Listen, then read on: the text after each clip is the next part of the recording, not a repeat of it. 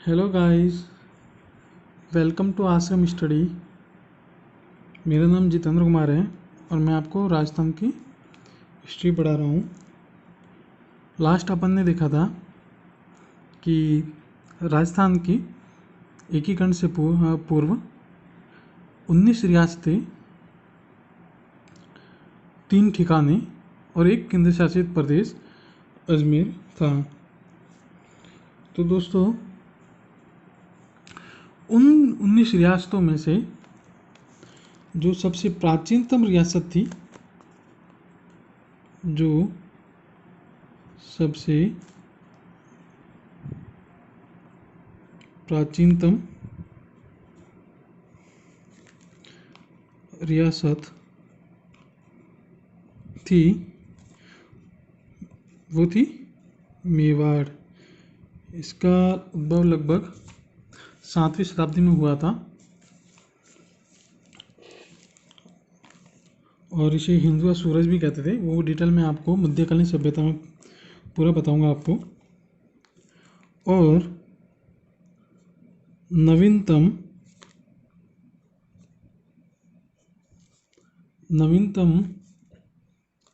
नवीनतम रियासत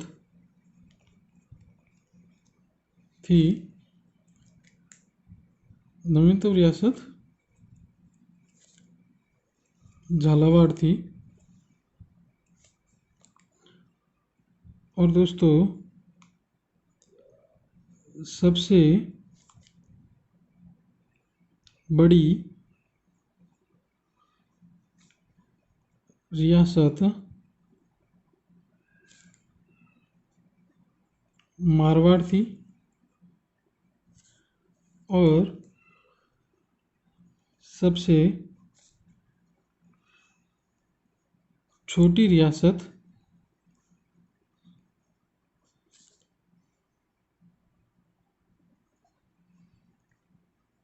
शाहपुरा थी। दोस्तों, इनमें से क्वेश्चन आते रहते हैं। ये एग्जाम में कभी कभार पूछ लिया जाता है कि सबसे प्राचीनतम रियासत कौन सी थी, नवीनतम रियासत कौन सी थी, सबसे बड़ी रियासत कौन सी थी, सबसे छोटी रियासत कौन सी थी। रैंडमली कभी भी इसमें से क्वेश्चन आ सकता है। ये एक इम्पॉर्टेंट चीज़ है। इसके बाद मैं आपको बता दूं, जो अभी वर्तमान राजस्थान दिख रहा है, जो अपना वर्तमान राजस्थान दिख रहा है, वो 1 नवंबर 1956 को आया था। इस दिन पूर्ण एकीकरण हुआ था।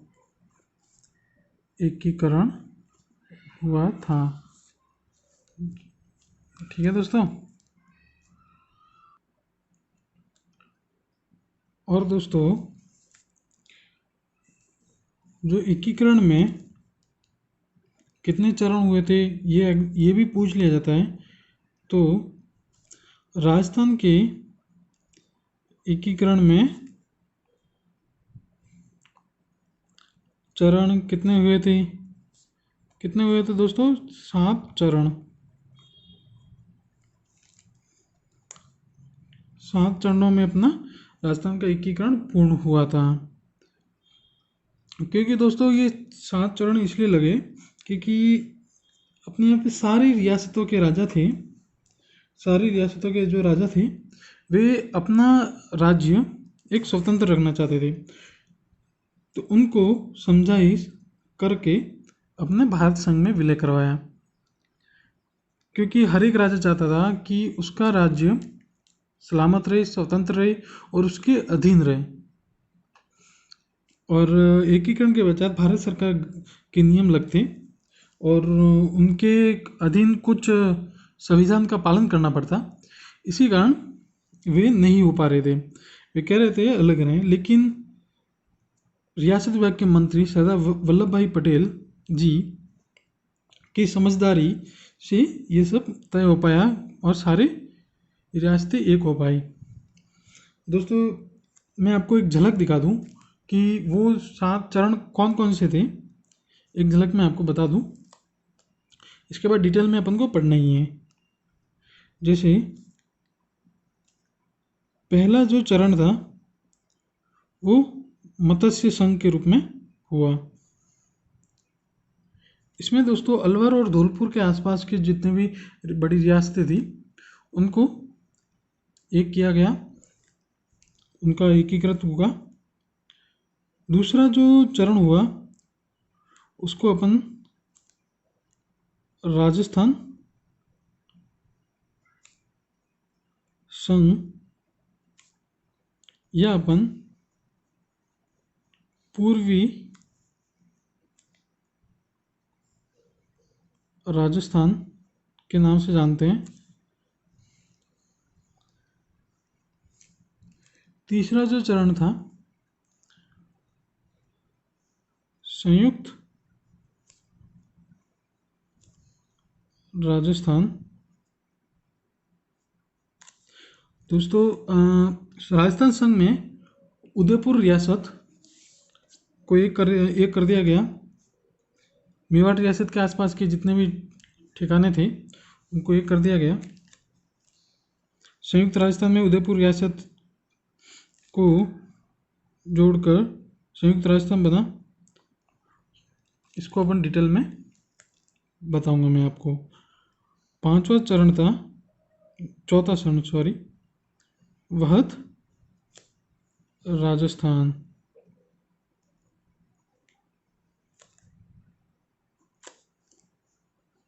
पांचवा चरण था वहत्तर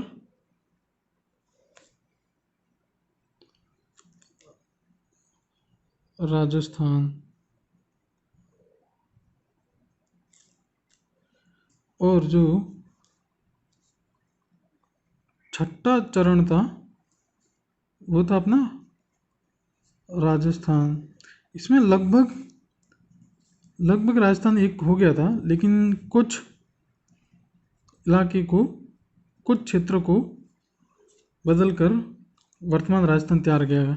और लास्ट था अपना जो वर्तमान राजस्थान। वर्तमान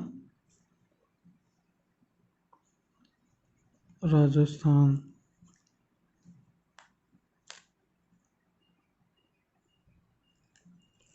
वर्तमान राजस्थान इन 7 चरणों में हुआ था। इनके साथ मैं आपको डेट वेट सब बताऊंगा।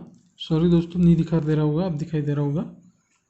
इन 7 चरणों को करके बनाया गया। ये मैं आपको डिटेल में पढ़ाऊंगा इसके बाद।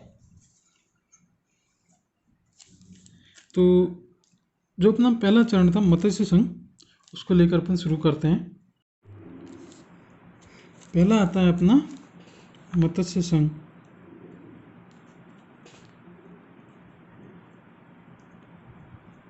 मत्स्य संघ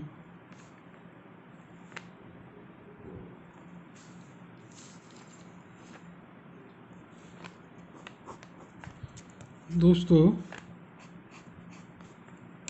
मत्स्य संघ में पहला एक क्वेश्चन ये बनता है कि मत्स्य संघ का निर्माण कब हुआ था। तो दोस्तों मत्स्य संघ का निर्माण 18 मार्च 1948 को हुआ था। दोस्तों दूसरा क्वेश्चन इनमें से बनता है कि इसके उद्घाटन कर्ता कौन थे। तो दोस्तों उद्घाटन करता थे NV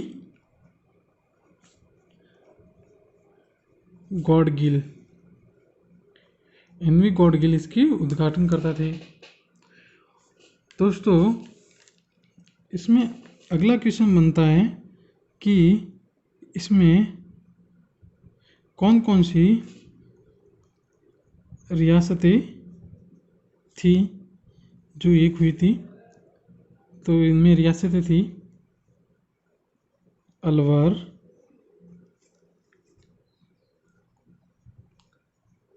भरतपुर,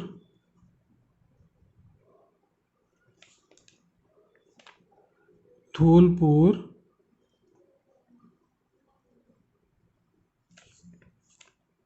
और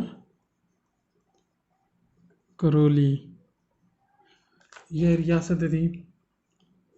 और इसमें जो ठिकाना सम्मिलित था वो ठिकाना था नीमराणा। नीमराणा ठिकाना इसमें सम्मिलित था। दोस्तों इसमें अगला जो अपना क्वेश्चन बनता है, इसमें अगला क्वेश्चन बनता है जो बनता है कि इसकी राजधानी कौन सी थी। इसमें राजधानी कौन सी थी? तो इसमें राजधानी थी अलवर।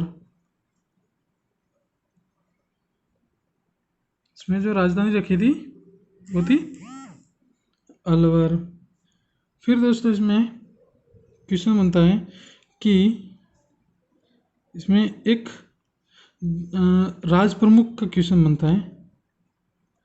दोस्तों राज प्रमुख का काम कुछ नहीं था, जैसे कि मैं आपको ऐसे समझाऊँ तो यूँ समझो कि अपना जो प्रधानमंत्री होता है सारा काम कौन करता है?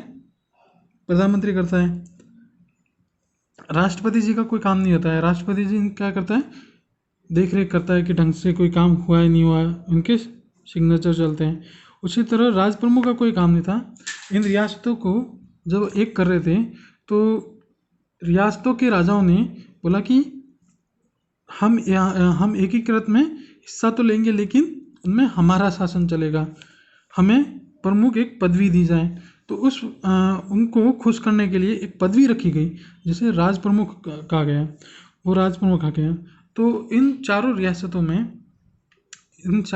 में धौलपुर के जो शासक थे, दोस्तों धौलपुर के जो शासक थे उनका प्रभाव कुछ अच्छा था। तो इनमें राज प्रमुख का पद धौलपुर शासक उदय भान सिंह को राज प्रमुख बना दिया गया। अब दोस्तों एक इनमें जो मैंने बताया था प्रधानमंत्री, वही प्रधानमंत्री का काम करने के लिए प्रधानमंत्री रखा गया इनमें शोभाराम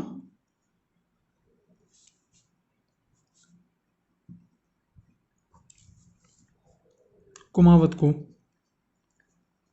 शोभाराम कुमावत जी जो कि एक फ्रीडम फाइटर थे, स्वतंत्र सेनानी थे अलवर के, उनको रखा गया प्रधानमंत्री।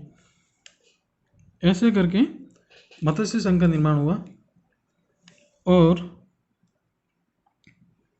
इसमें बनता है एक कि ये जो संघ हुआ इन चारों रियासतों और एक निमराना ठिकाने को मिलाकर, इसका नाम मत्स्य संघ ही रखा जाए। ये किसकी सलाह पे रखा गया? तो दोस्तों के.एम. मुंशी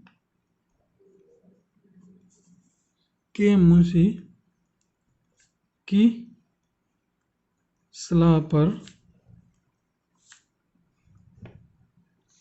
मत्स्य संघ नाम रखा।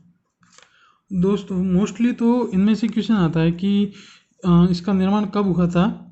इसके उद्घाटनकर्ता एन.वी. गॉडगिल थे। इनमें रियासतें, प्रमुख रियासतें अलवर, भरतपुर, धौलपुर, करौली, ठिकाना निमराना थी।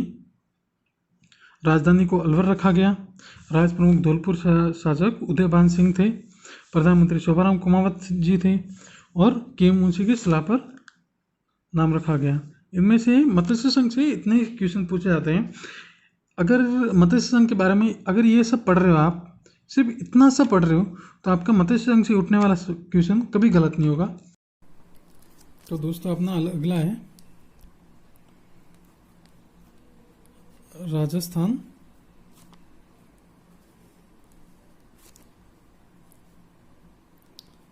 संघ,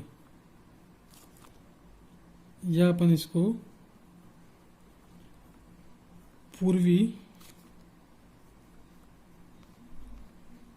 राजस्थान भी कहते हैं, क्योंकि पूर्व के जितने भी राजस्थान थे वो रियासतें थी, उनको एकीकृत किया गया था। दोस्तों इसमें भी वही क्वेश्चन बनता है कि इसका निर्माण कब हुआ था। तो इसका निर्माण कब हुआ था इसका निर्माण हुआ था 25 मार्च 1948 को इसका निर्माण हुआ था। इसके उद्घाटनकर्ता कौन थे? तो इसके उद्घाटनकर्ता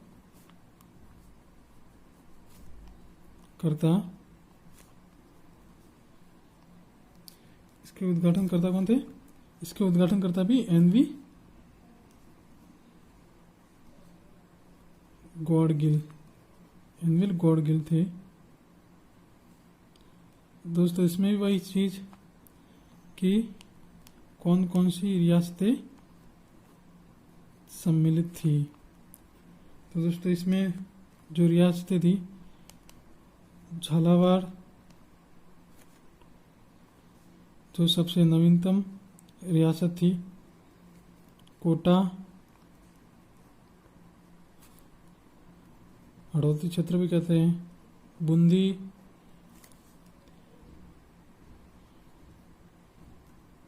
टोंक,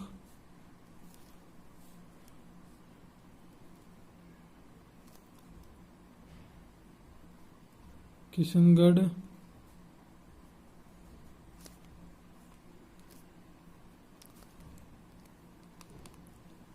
शाहपुरा जो कि सबसे छोटी रियासत थी अपनी, प्रतापगढ़,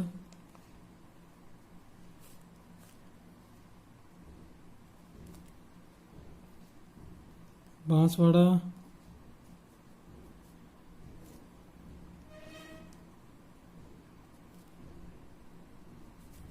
और दोस्तों डूंगरपुर। दोस्तों बांसवाड़ा के शासक के लिए एक बात कही गई है कि जब इनके पास, यहाँ के शासक थे चंद्रवीर सिंह, इनके पास हस्ताक्षर करने के लिए ले गए थे पेपर, कागज, तो इन्होंने एक स्टेटमेंट दिया था कि मैं अपने डेथ वारंट पर हस्ताक्षर कर रहा हूँ, इसलिए फेमस हो गए थे। ये इसलिए उन्होंने कहा क्योंकि जब ये राजस्थान संघ में शामिल होने के बाद इनके जो सारा राजपाट था वो सारा खत्म हो गया, क्योंकि अब इनमें जो भी नियम कानून जो बनेंगे वो भारत के संविधान के तहत बनेंगे। तो इनका राजपाट तो सारा खत्म हो गया, तो इन्होंने बोला कि अपने डेथ वारंट पे साइन करेंगे कि अब राजाओं का टाइम गया, इसलिए उन्होंने ये स्टेटमेंट बोला था। फिर दोस्तों इसकी राजधानी आती है कि इसकी राजधानी किसे रखा गया। तो दोस्तों इसकी राजधानी इन सारी रियासतों में से कोटा रियासत काफ़ी बड़ी थी, काफ़ी ताकतवर, काफ़ी शक्तिशाली रियासत थी, और कोटा के शासक को महाराव कहते थे, तो इसकी राजधानी कोटा रखी गई। उस टाइम दोस्तों रियासत जो मानते थे कि जिनके पास हाथी घोड़े ज़्यादा होते थे, सैनिक ज़्यादा होते थे, वो बड़ी रियासत होती थी। तो इसी तरह कोटा रियासत बड़ी रियासत थी, तो कोटा को राजधानी बनाया गया। और राज प्रमुख जो कि राष्ट्रपति की तरह पद होता है, तो राज प्रमुख भी कोटा के महाराव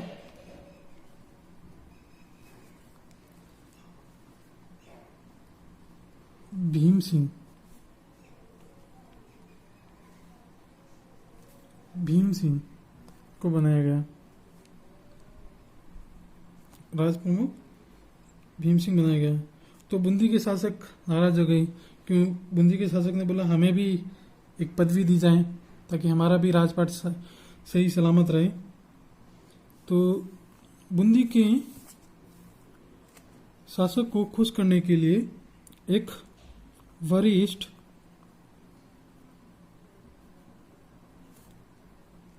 उप राज प्रमुख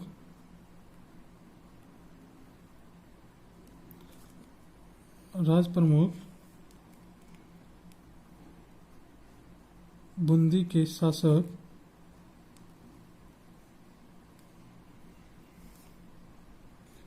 बहादुर सिंह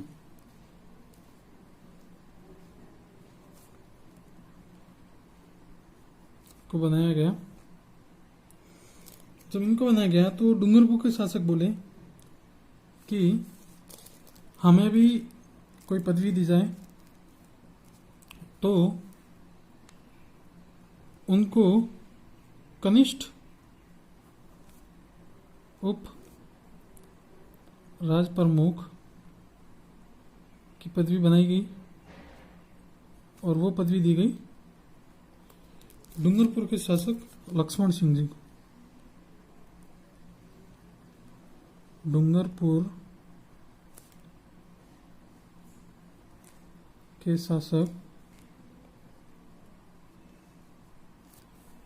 शासक लक्ष्मण सिंह को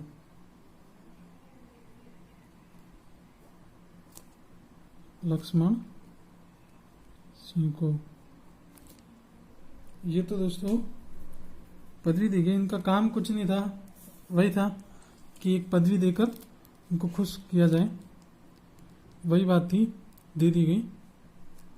फिर इनके जो प्रधानमंत्री बनाए गए, प्रधानमंत्री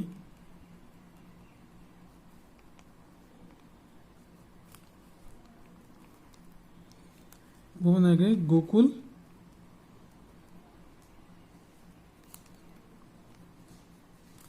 गोकुल लाल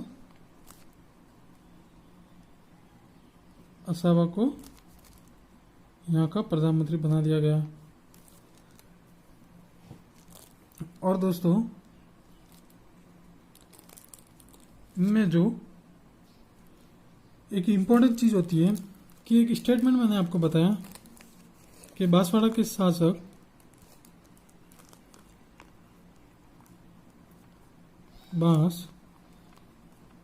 बांसवाड़ा के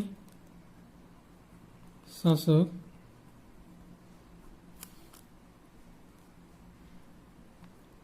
चंद्रवीर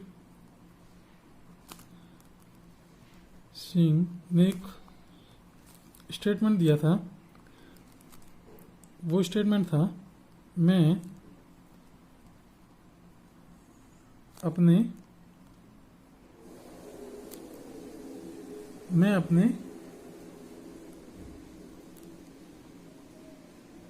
डेथ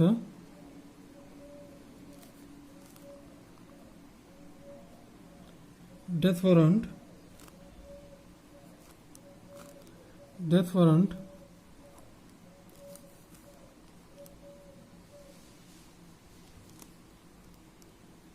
पर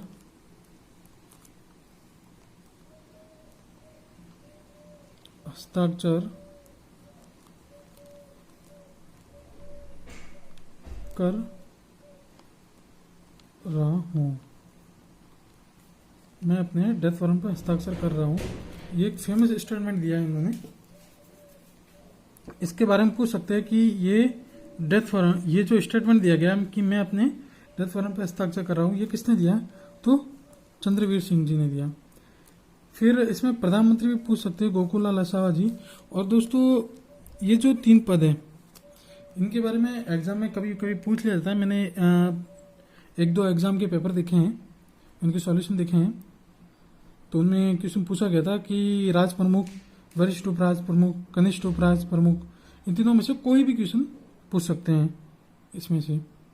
फिर दोस्तों इसमें कौन कौन सी रियासतें थी, और दोस्तों इसमें एक ठिकाना भी था, मैं आपको बताना भूल गया, पर जैसे ही मैंने रियासतें देखी तो कुछ गड़बड़ लगी। तो उसमें एक ठिकाना भी था, वो ठिकाना था कुशलगढ़ ठिकाना। यहाँ पे साइड में आपको बता देता हूँ, ठिकाना भी था कुशलगढ़। कुशलगढ़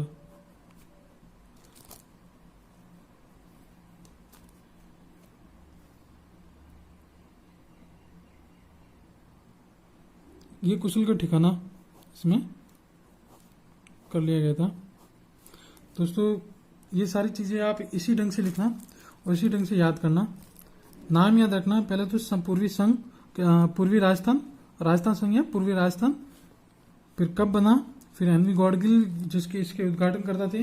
रियासतें पढ़ लेना, कोटा राजधानी कोटा थी, राज प्रमुख कोटा के महाराव भीम सिंह थे, वरिष्ठ उपराज प्रमुख बूंदी के शासक बहादुर सिंह थे, कनिष्ठ उपराज प्रमुख डूंगरपुर के शासक लक्ष्मण सिंह थे, प्रधानमंत्री गोकुललाल असावा थे, और चंद्रवीर सिंह का स्टैंड में याद रखना।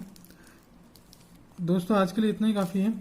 और दोस्तों इसमें जो एग्जाम में आने लायक थी वो सारी चीज़ें मैंने करवा दी है। ये चीज़ें आप, ये जो रियासतें जैसे जैसे सम्मिलित हुई ना, ये आप एक राजस्थान का मैप लेके बैठोगे तो आपको अच्छे से समझ में आएगी, आपको रटने की जरूरत नहीं पड़ेगी, कि आप समझ पाओगे कहाँ से कितना हुआ, कैसे हुआ। मैं आपको एक दिन बैठूंगा जो आपके लिए एक अच्छा वीडियो बनाऊंगा जिसमें राजस्थान का पूरा मैप समझा दूंगा कि पूरे राजस्थान के मैप को कैसे याद करना है, अगर किसी को प्रॉब्लम है तो। ठीक है दोस्तों, धन्यवाद, और चैनल को सब्सक्राइब जरूर करें। ठीक है दोस्तों, बाय। आज के लिए इतना काफ़ी।